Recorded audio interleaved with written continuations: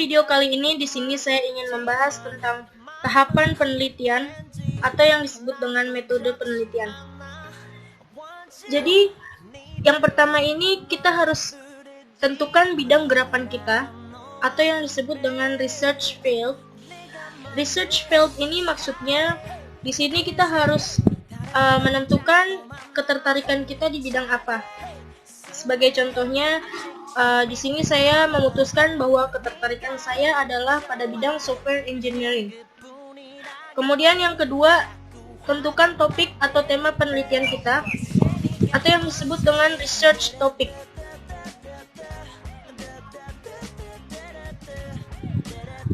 Setelah bidang gerapan kita tentukan, kita harus menentukan topik atau tema penelitian kita atau yang disebut dengan research topic. Cara untuk menentukan topik atau tema penelitian kita yaitu dengan cara membaca buku, paper, atau artikel-artikel yang berhubungan dengan gerapan yang kita tentukan. Kemudian yang ketiga, tentukan masalah penelitian kita atau yang disebut dengan research problem.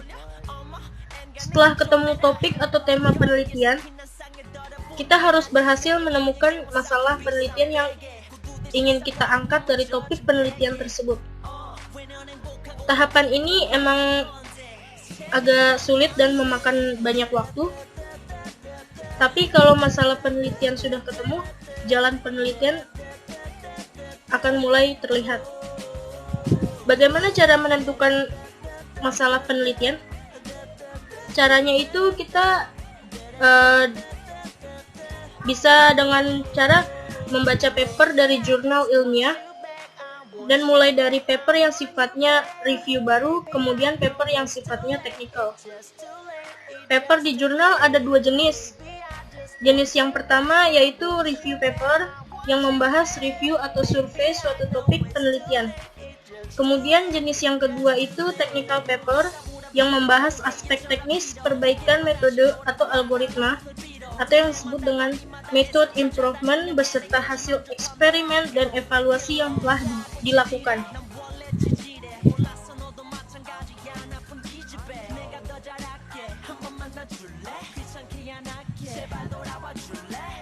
Kemudian yang keempat itu rangkumkan metode-metode yang ada atau yang disebut dengan state of the art method.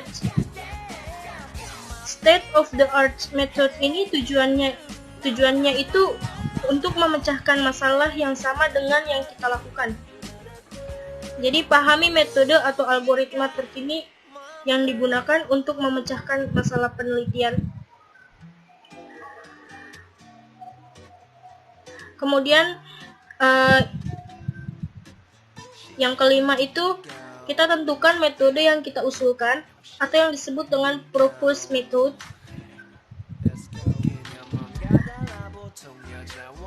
Kita harus bisa menentukan, membangun dan mengusulkan suatu metode atau model yang kita harapkan bisa lebih baik bila dibandingkan dengan metode-metode yang ada saat ini. Dan keunggulan metode yang kita usulkan tersebut harus dilandasi referensi, dibuktikan secara matematis dan secara empiris lewat hasil eksperimen dan perbandingan dengan metode yang ada saat ini. Metode atau model yang kita usulkan itu tidak harus benar-benar baru. Dalam artian, bisa saja dari state of the art methods yang ada dan terakhir muncul, serta publikasi adalah yang paling baru. Kemudian kita menambahkan sesuatu. Menambahkan sesuatu itu dalam artian kita menambahkan algoritma, koefisien, formula, dan sebagainya. Yang akhirnya kita bandingkan dengan metode original. Metode kita lebih baik, dalam artian lebih baik itu lebih cepat, lebih akurat, dan lebih konsisten, dan sebagainya. Penambahan yang kita lakukan dan akhirnya membuat pemecahan masalah menjadi lebih baik, itulah yang disebut dengan kontribusi penelitian atau contribution.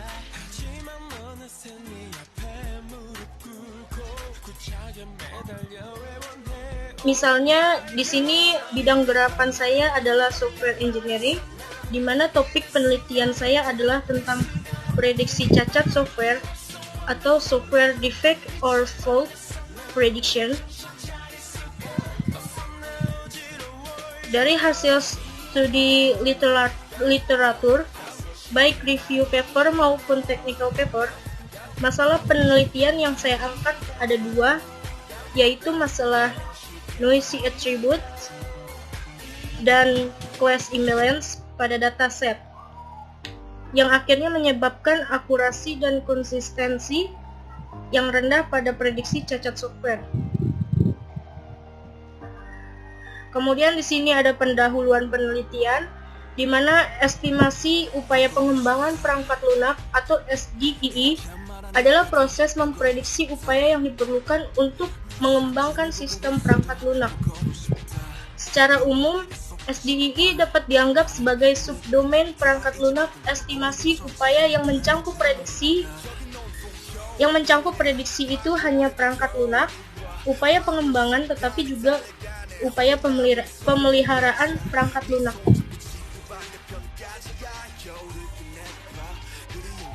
Memperkirakan upaya pengembangan akurat pada tahap awal siklus hidup perangkat lunak memainkan peran penting dalam manajemen proyek yang efektif. Sejak 1980-an, banyak estimasi metode telah diusulkan dalam domain SDEE. Jorgensen dan Stafford melakukan tinjauan yang mengidentifikasi hingga 11 perkiraan metode yang digunakan untuk SDEE. Di antaranya, metode berbasis regresi adalah ditemukan mendominasi, dan penggunaan penilaian ahli dan analogi metode meningkat. Dalam beberapa tahun terakhir, pembelajaran mesin berbasis metode telah menerima perhatian yang meningkat dalam penelitian SDEE. Beberapa peneliti 2-4 bahkan memandang metode berbasis ML sebagai salah satunya. Kemudian 3 kategori utama metode estimasi. 2 lainnya adalah penilaian ahli dan model algoritmik. Bohm dan Sullivan menganggap teknik berorientasi pembelajaran sebagai salah satu dari 6 kategori. Dari 6 kategori teknik estimasi upaya perangkat lunak, Zhang dan Tsai meringkas penerapan berbagai teknik ML dalam domain SDEE, termasuk penalaran berbasis kasus, pohon keputusan, jaringan saraf tiruan, dan algoritma genetika. Kemudian saya susun landasan referensi yang memperkuat masalah penelitian yang saya angkat. Rangkuman masalah penelitian atau research problem, atau yang disebut dengan RP, dan literatur yang mendukung atau yang disebut dengan literatur support, yang seperti ada di layar.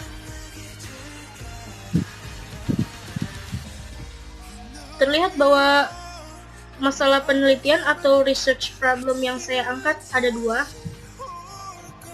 Rangkuman yang saya rangkumkan dalam RP1 atau research problem 1 dan RP2 atau research problem 2. Nah, dalam bidang computing, metode biasanya berupa algoritma yang secara sistematis, logis, dan matematis menyelesaikan masalah. Setiap bidang penelitian atau field di computing memiliki metode atau algoritma yang khas untuk menyelesaikan masalah di bidangnya, meskipun beberapa kadang bisa digunakan secara bersama. Contohnya pada bidang image processing, algoritma neural network digunakan untuk melakukan pengenalan atau yang disebut dengan recognition wajah, sidik jari, dan sebagainya. Pada bidang meaning,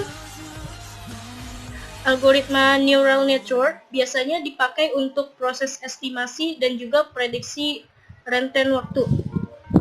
Sedangkan pada bidang data mining biasanya membagi algoritma ke dalam 5 peran, yaitu estimasi, prediksi atau forecasting, klasifikasi, clustering, dan asosiasi.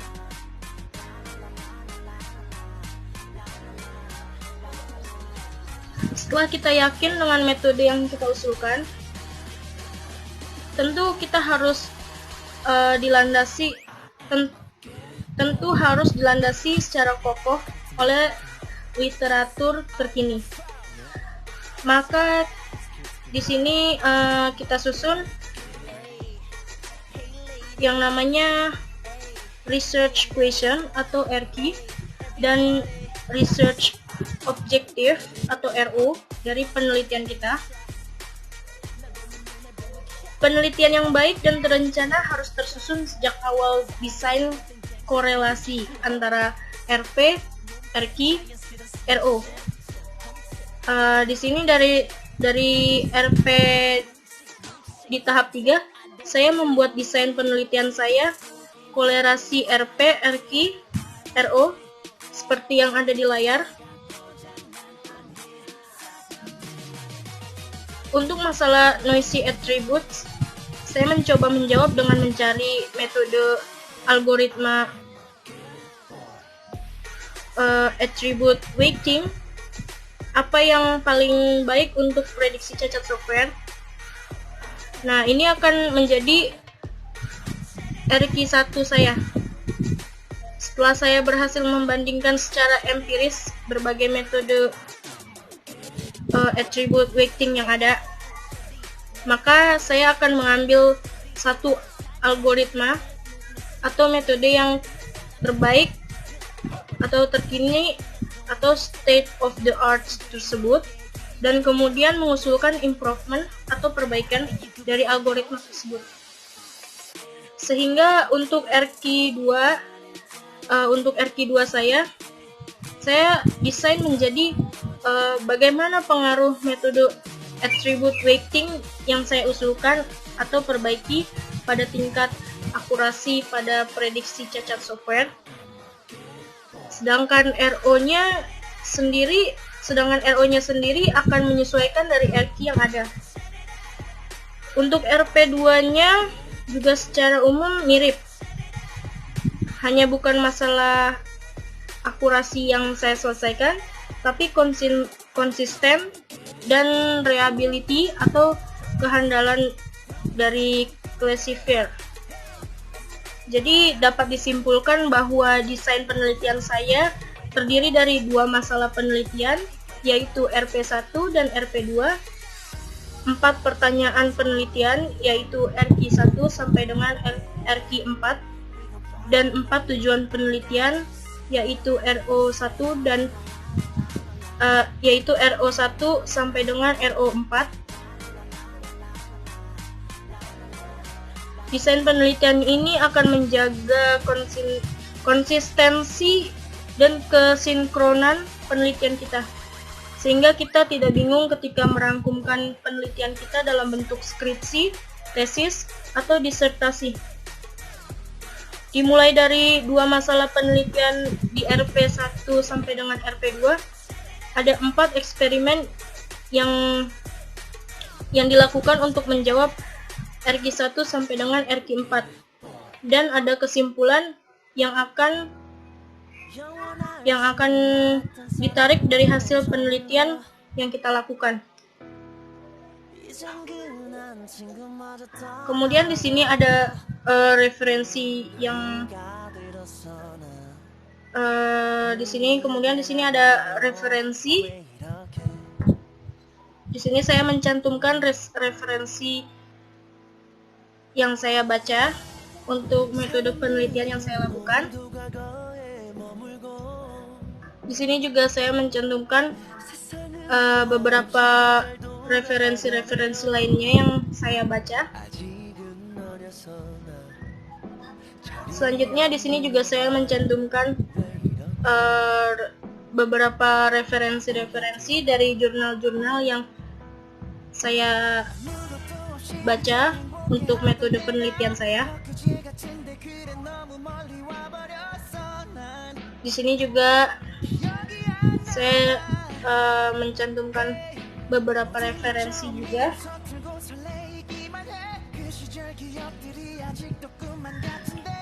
Nah, kiranya sampai di sini saja yang bisa saya share. Jika ada pertanyaan, bisa di komen di bawah kolom komen. Dan sekian dari saya. Sampai jumpa di video lainnya. Terima kasih atas perhatiannya. Saya ucapkan banyak-banyak terima kasih.